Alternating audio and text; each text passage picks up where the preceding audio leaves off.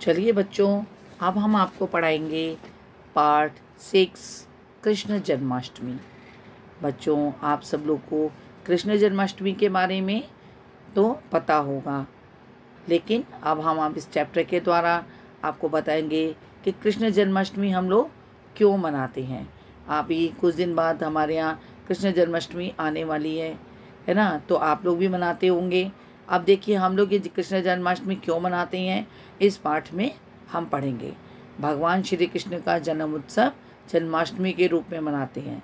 श्री कृष्ण के जीवन व कृत्यों की संक्षिप्त झांकी इस पाठ में हम पढ़ेंगे, यानी कि श्री कृष्ण ने क्या क्या करा था, किस तरह से वो महान हुए और किस तरह से उन्होंने भगवान के रूप में जो जन्म लिया था, तो उन्होंने क्या क्या किया था, इसके बारे में हम इस पाठ में फिर से पढ़ते हैं। चलिए स्टार्टिंग करते हैं अपने चैप्टर की। श्री कृष्ण का जन्म उत्सव पूरे भारतवर्ष में बहुत ही उत्साह से मनाया जाता है। ऐसा माना जाता है जब संसार में पाप, अत्याचार, द्वेष और घृणा बढ़ जाती हैं, धर्म का नाश होने लगता है, सज्जन और दीन दुखियों को सताया जाने लगता है, तब इस संसार की महान शक्ति अवतार लेती है और धर्म की स्थापना करती है। कृष्ण ने भी इस धरती पर तभी अवतार लिया था जब कंस के अत्याचार बहुत बढ़ गए थे और दीन दुखियों को सताया जाने लगा था। श्री कृष्ण का जन्म भाद्रपद मास के कृष्ण पक्ष की अष्टमी को रात के 12 बजे हुआ था। इनके पिता का नाम वासुदेव और माता का नाम देवकी था। देवकी कंस की बहन थी। कंस मथुरा का राजा था। वह बहुत अत्याचारी था। जब वह अपनी बहन देवकी को विवाह के बाद अपने ससुराल रथ पर लेकर जा रहा था, तभी आकाशवाणी हुई कि जिस बहन को तुम इतने प्यार से विदा कर रहे हो, उसकी 8वीं संतान तुम्हारी मृत्यु का कारण बनेगी। यह भविष्यवाणी सुनकर कंस घबरा गया। उसने अपनी बहन को कारावास में बंद कर दिया। देवकी के 7 पुत्र हुए। 7वां पुत्र रोहिणी के गर्भ से पैदा हुआ, जो बलदाऊ नाम से जाना जाता है। शेष पुत्रों को कंस ने पटक पटक कर मार डाला। 8वें पुत्र का जन्म हुआ तब जेल के सब पहरेदार सोए हुए थे। वासुदेव अपने बच्चे को लेकर गोकुल में नंद के घर छोड़ आए और उनकी लड़की को लेकर लौट आए। प्रातःकाल होने पर वासुदेव ने इस कन्या को कंस को सौंप दिया। कंस ने जैसे ही उसे पत्थर पर पटका, वह उड़कर आकाश में चली गई। उड़ते उड़ते उसने कहा कि तेरा मारने वाला अभी जीवित है, वह गोकुल पहुंच गया है। गोकुल में नंद बाबा और यशोदा माता ने कृष्ण का पालन पोषण किया। आकाशवाणी सुनकर कंस घबरा गया। उसने कृष्ण को मारने के लिए कई षड्यंत्र रचे। पूतना, बकासुर आदि अनेक राक्षसों को कृष्ण को मारने के लिए भेजा, पर कोई भी कृष्ण को मार नहीं पाया। कृष्ण ने सभी का वध कर दिया। वध यानी मार दिया।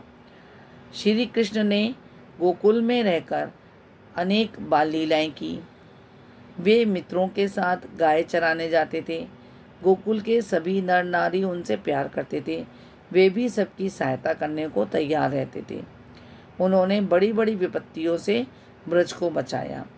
बड़े होकर श्री कृष्ण ने कंस और उसके पापों का अंत किया और अपने माता पिता देवकी और वासुदेव को मुक्त कराया, यानी उसने कंस को भी मार दिया और उसके बाद उसने अपने माता पिता जो जेल में थे उसमें वहाँ से उनको छुड़ा दिया, बंधन खोल दिए उनके।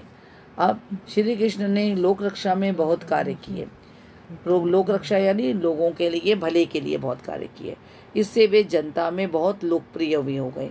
उन्होंने समाज में छोटे समझे जाने वाले ग्वालों को अपना मित्र बनाया। जो समाज में सबसे छोटा था वो माने जाते थे ग्वाल, जो गायों को चराते हैं और उनको कहते हैं, वो ग्वाले कहते थे, जो दूध वगैरह गायों को चराते थे, दूध और दही रखते हैं, गाय मतलब गाय पालती हैं, उन ग्वालों को भी उन्होंने अपना मित्र बनाया। उनके साथ ही उन्होंने अपना जीवन बिताया। उन्होंने लोगों को गायों का महत्व बताया। उनकी रक्षा और पालन के लिए उन्होंने जनता को उत्साहित किया। उन्होंने कहा कि रक्षा करी कि हमें गाय की रक्षा करनी चाहिए, उनका पालन पोषण करना चाहिए। इसमें खेती की उन्नति हुई। गौपालन से लोगों के स्वास्थ्य में भी काफ़ी सुधार हुआ। जन्माष्टमी के त्यौहार को मनाने का ढंग बहुत सरल और रोचक है। इस त्यौहार में अब आप सोचिए कि आप लोग भी त्यौहार मनाते हैं तो कैसे कैसे मनाते हैं, जैसे इसमें लिखा है ऐसे ही करते हैं कि नहीं। सुनिए, इस त्यौहार को मनाने के लिए इस दिन सभी भक्त उपवास रखते हैं। सवेरे सवेरे अपने घरों की सफाई करके उसे सजाते हैं। श्री कृष्ण की लीला का गान करते हैं। जगह जगह पर उनके जीवन की झांकियाँ सजाई जाती हैं। रात्रि के 12 बजे श्री कृष्ण का जन्म मनाया जाता है। तभी पूजा तथा आरती कर भगवान का भोग लगाया जाता है और फिर भक्तजन अपना व्रत तोड़ते हैं। मथुरा, वृंदावन तथा ब्रज के अन्य नगरों और गांवों में ये त्यौहार बड़े ही उत्साह के साथ मनाया जाता है।